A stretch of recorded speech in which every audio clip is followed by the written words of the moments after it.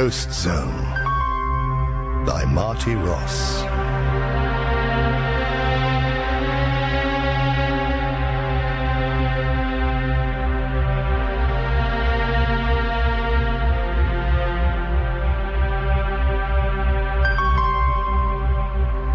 Captain James Hopridge, Special Operations Unit at your service.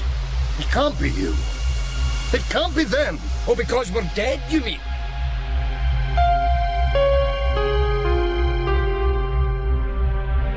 Where's Inchbrae? This is Inchbrae. What do you mean? There was no village left standing. The village you thought you were in was an illusion. This is what's really here. A ruin. Blasted flat. This is some kind of a spacecraft, isn't it?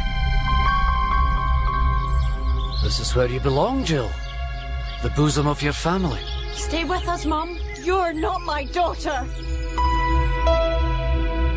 I won't let you steal my memories.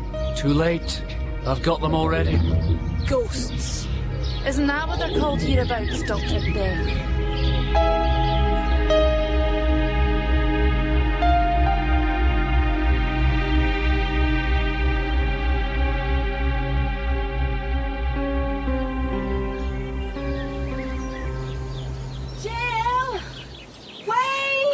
Wait for what? You're walking towards the dust cloud. Oh, does it matter? If all you tell me is true, my child is dead. Do her justice by keeping yourself alive. But this place doesn't want me to die. It wants me to stay. Now, why would that be? I hate to think. I wish right now everything they said about you was true. Then you'd be the fake and Heather would be real. Well, that's not how it is. And you know it. This thing killed my child. Her and all those others. For what? For what? You murdering! For what? If its own words are to be believed, then it's a scientist. This is its way of understanding us. What kind of understanding does it get from destroying everything? I don't know. It's trying, I suppose, to understand us as a species, which means not worrying about us as individuals. It's our turn to lie on the dissecting table of a bigger, meaner animal. Somewhere a beagle with its skull cut open and a cigarette stuck in its mouth is seeing the funny side. Oh, come on. Where are we going? Well, not into that cloud anyway. And not without being properly suited up. Cairns and I had most of our equipment wrecked at the police station. What about you? Well, where's your helmet? What? It must still be in Heather's room. Or whatever that place was. Well, we could try getting it back. I can't go back there. Not just at the moment. And I understand. Those troops that were supposed to be following our trail have to turn up soon. Will that make things better or worse? It ought to cause some kind of upset. Maybe create an opportunity we can exploit. Look, let's just lie low and see what happens. Over there. The church? But if it's anything like a real church, it ought to be the quietest spot in town. There is one glory of the sun, and another glory Cold. of the moon, and another Trees glory bare. of the sun, Well, it is a graveyard. Suits the ambience, don't you think? from another But look! Over the wall. It's still summer out in the street. Like I said, this thing is sifting through every era in this place's history. It is praised in interaction. Look over there. Figures in black. A funeral? The way they're dressed. Victorian.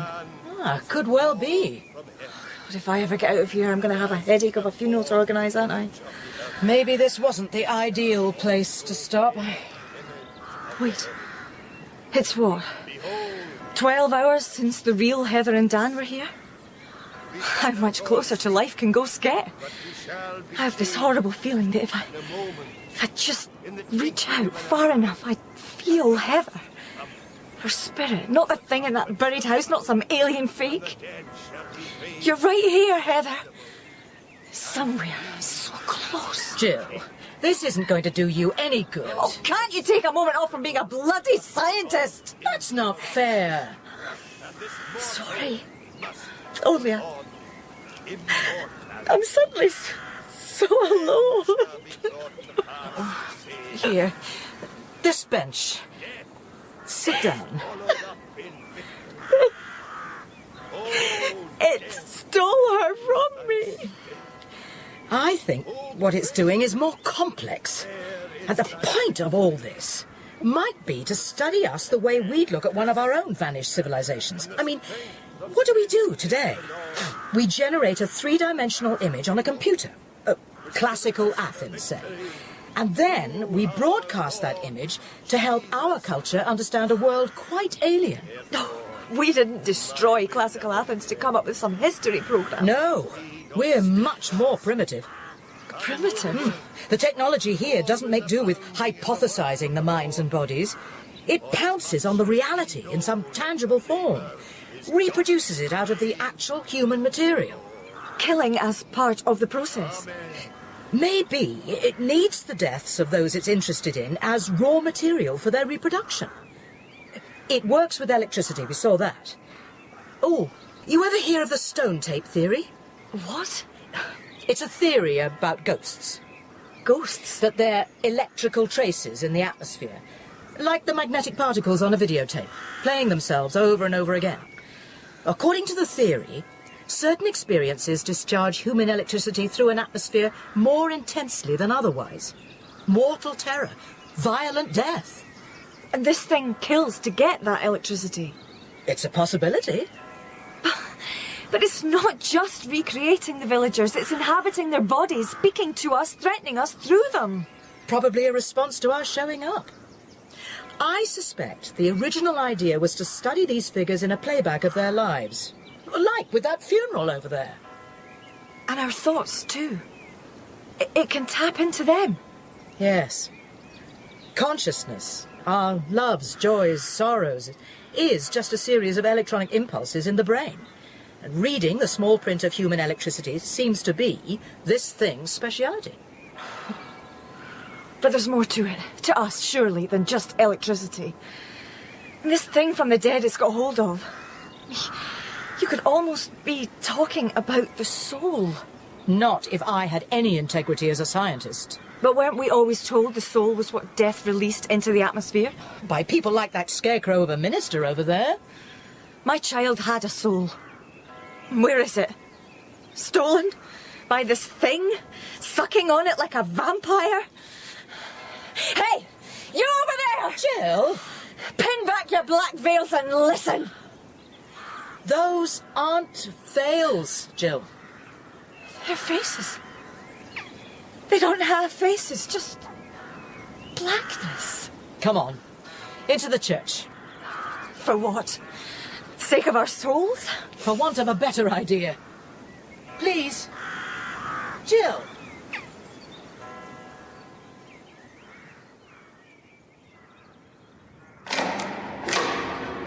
Down here. Take a pew.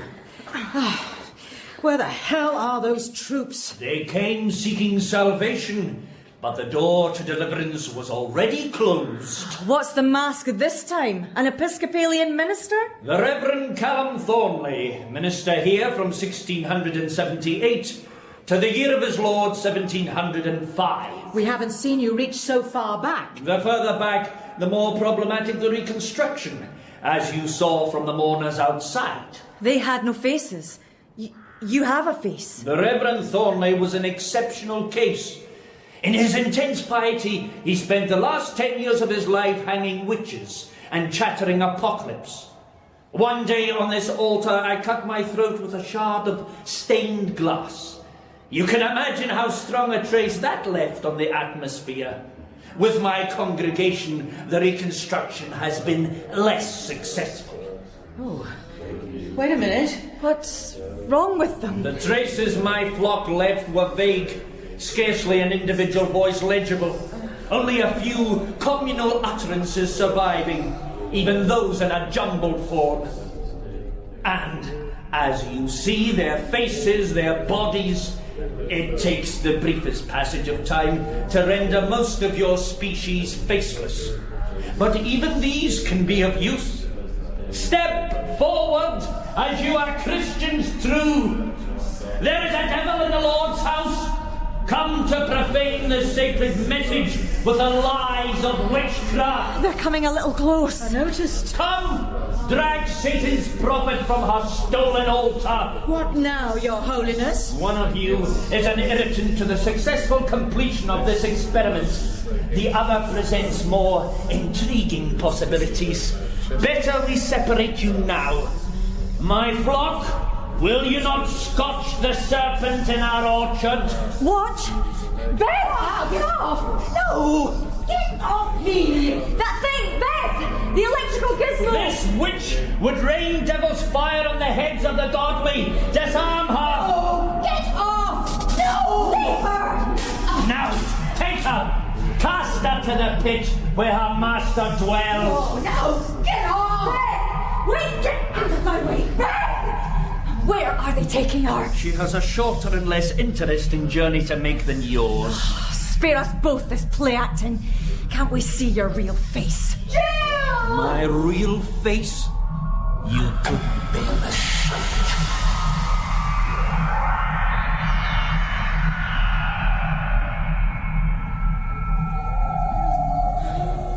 What? Are you dancing? Dan? No, not Dan. Or can you tell the difference? Honestly. Look, it's that village dance. The night I first chanced my arm on chatting you up. This isn't real. Not you. Not the 80s fashions or the grimy mirror ball. What's real? What your senses tell you is right in front of you. You have a choice, Jill. On one hand, a life like this, where I can surround you with the moments and people that matter most. Or you can make do with life on the world I'm about to leave. A world in which all you loved lies in ash. You're... what? Offering me a trip in your spaceship? Just for starters. As what? A performing chimp in some interplanetary circus? No, so much more than that.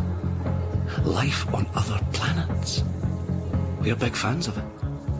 Life? You mashed the real Dan out of existence like a gnat under your thumb. Like gnats, the people of Inchbray would have lived and died in short order. Of not much consequence to the rest of your planet, of none beyond it. Now, reproduced and transmitted across the universe, they'll enjoy the greatest privilege my culture can offer. That of being understood. How come I'm being offered this privilege? Don't you reserve it for the dead? Never until now have we had access to a living being who bonded so intimately to one of my reconstructions. There's so much that bond can do to deepen our knowledge. I'm not bonded to you. I barely bonded to the real Dan. He's talking about me, Mum. You're not Heather. Yes, I am, Mum. Take my hand. Feel. See. Taste the salt.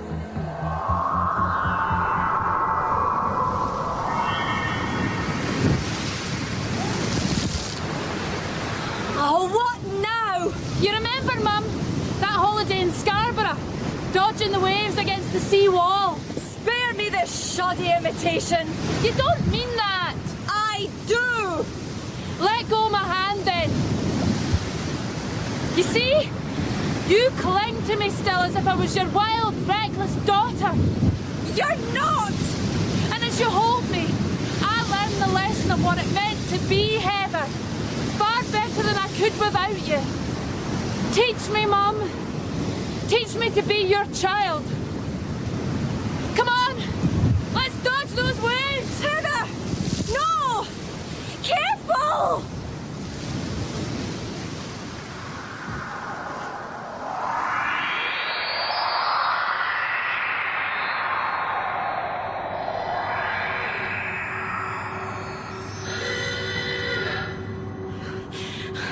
I knew it. I knew you'd dump me here. Please evacuate the test area. Please evacuate the test area. Well done. You got this corner of memory lane down pat. Beth, quick! We've got trouble! Oh, yes. You had to throw him in. Beth, look! That reboot on the computers, they've lost 3.5 seconds. All the monitors are going to be out of sync with the pulsars. I have to get in the blast chamber and cool things down. Yeah. Beth, listen! You have to work the door. And this is the bit where I say, no, Dominic, don't, etc. Okay, take it as read. What's up with you? 1.5 years we've been setting this test up. I need 20 seconds in there to stop it all being for nothing. And I tell you, you need to get suited up and blah, blah, blah. There's no time to get suited up. 20 seconds. That's all I need. Just work the door for me, Beth, please. Danger. Pulse imminent. Seal this door. Danger. Pulse imminent. Yeah, that's right. Seal this door. He hurries in. Will I do the door closing bit or will you, huh? Oh, all up to me. Sticking with the facts, are we?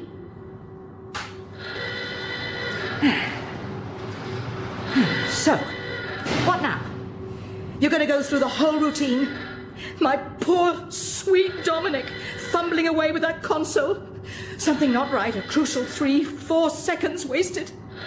You're not expecting me to do all that screaming through the window like I did that day. The first pulse comes right about now, doesn't it? Doesn't it? Come on, pile it on. I can take it. Damn it!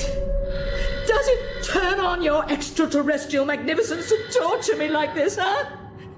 Get on with it, the next bit. Come on. Beth! Beth! Are you there? Where else would I be? Oh, I got caught, I think. Of course you did. Just the preliminary pulse. Just the preliminary. Oh, you'd better get me out. The major pulse. Any second now. Open the door, Beth. He was dead already. What was the point? The door, Beth. Open the door. I can't. I couldn't. The radiation from the second pulse would have been sucked the length of the building. Beth! You're dead! Give me a break! It's a second chance, Beth! What? You've always known you could have got me out in time if you just acted straight away! What would have been the point? The radiation from the first pulse was printed through every cell in his body. But you know I might have survived! Oh, you would not. The real Dominic understood. Oh, did it sound as if I understood that day? You're not Dominic. I am! And you're going to kill me a second time if you don't open this door! You're not real. The door's not real. The pulse won't be real. I'd sit back and relax if I were you. Please, Beth! You remember the mess that second pulse made of me? The man you were going to marry, whimpering on the floor like a dying animal.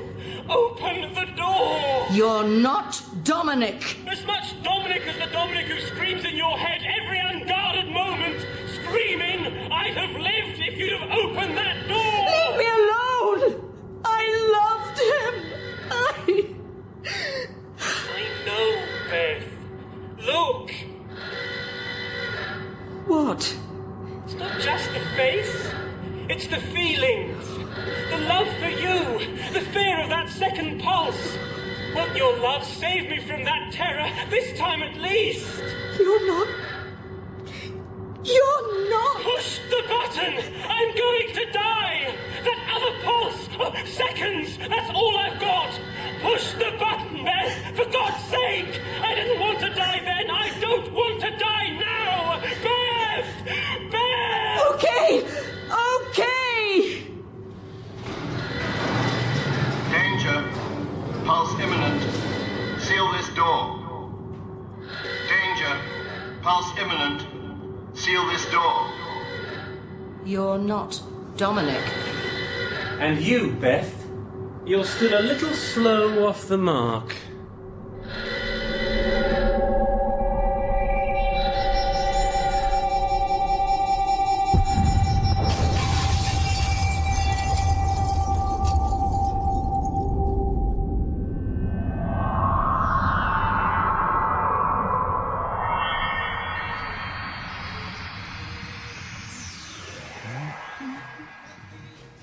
Where's this? Don't you remember? This... It's our old bedroom. Me and Dad. Don't the two of you look cute over there? All snuggled under the covers?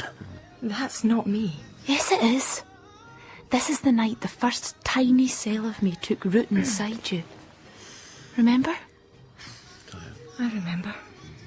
Then stand here and listen to yourself. You okay, darling? Yeah. Oh, that wasn't such a bad way to round off the evening, No. What are you looking at? Sorry? Out the window. Oh, just the stars. Oh, them. Just think. Every one of them might have millions of lives spinning around it. Every one of those lives dreaming every now and then about who's circling all those other specks. I think most of them are probably worms or bugs or ugly-looking lizards, darling. They probably don't care.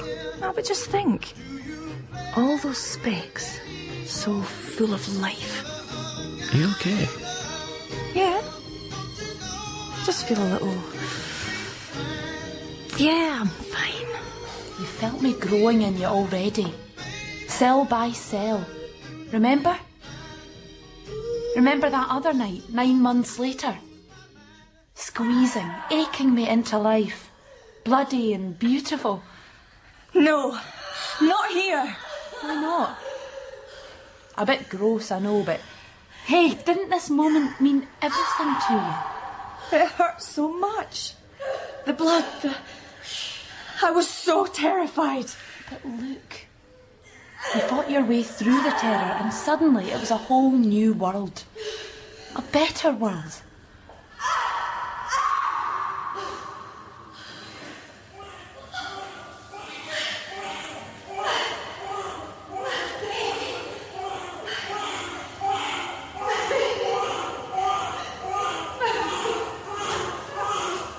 Hold me, Mum. Hold me. Heather. My baby. Heather.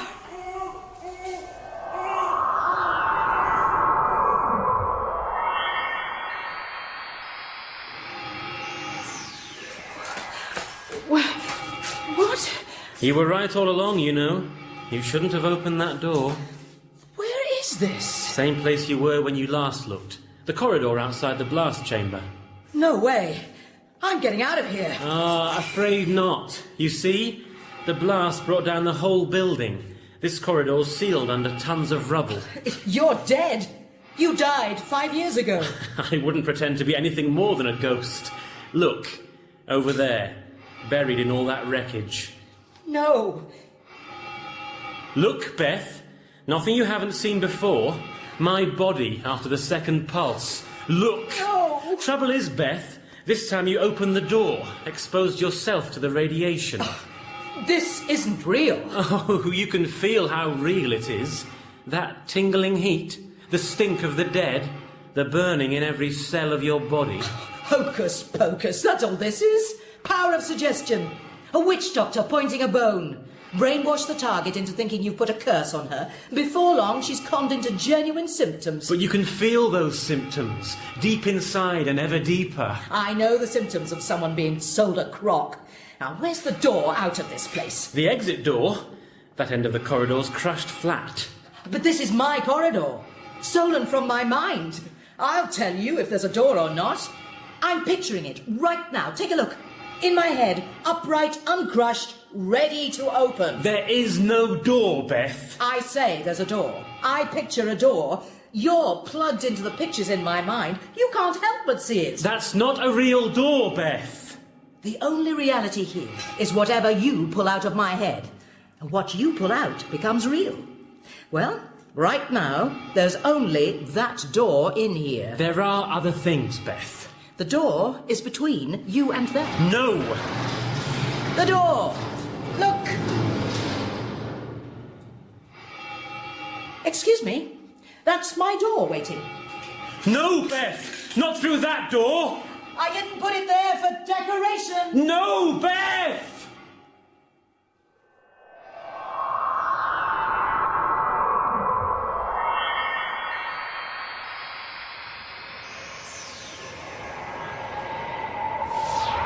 Where are we now? You'll see in a moment. It's cold. So cold. And dark. Just stand there. We're right next to some pretty deep water. I can't see a thing. In 2 seconds you will. 1, 2... What? What's that? Sun rising. That's not the sun. It's my sun. What? Where is this? A wee bit of a sneak preview of the planet I'm taking you to. My planet. It all looks frozen. So it is. Every night. And every morning that great monster of a sun comes racing across, much closer than yours, and melts it all away. You see? A whole world of colour exploding in front of your eyes every morning. It's beautiful. Isn't it just? So beautiful it hurts the eyes. Still better than the world you'll be leaving behind. For you, certainly. What's that? Shining across the surface of the water. My reflection. What? My true reflection. Isn't that beautiful too? Yes. Yes. You are going to come with us, aren't you, Mum? Do I have a choice? I like to think you're making it right now. I suppose I am. Yes.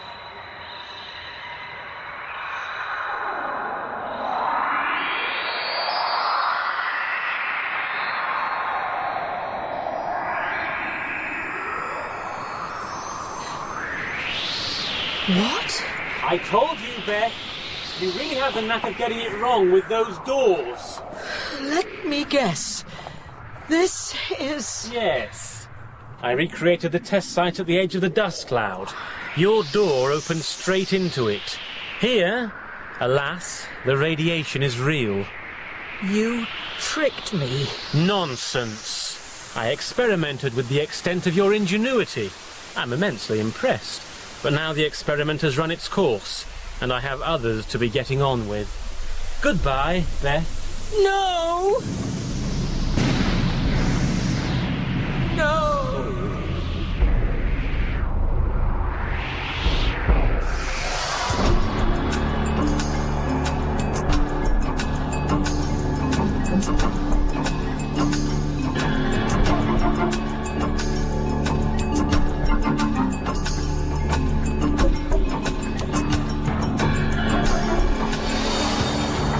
In Ghost Zone by Marty Ross, Jill Logan was played by Gay-Ann Potter.